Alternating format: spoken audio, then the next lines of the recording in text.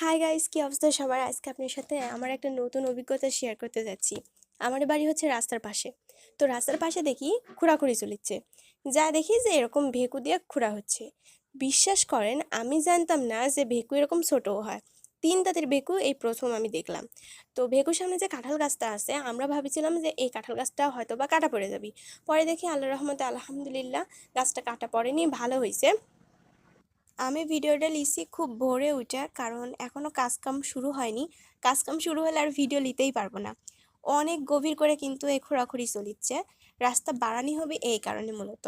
এইটা হচ্ছে আমার সেই কাঁঠাল গাছ।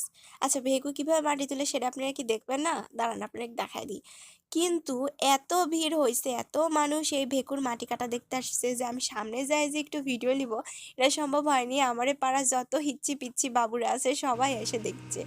ভিডিও ভালো লাগলে একটা লাইক করেন কিন্তু।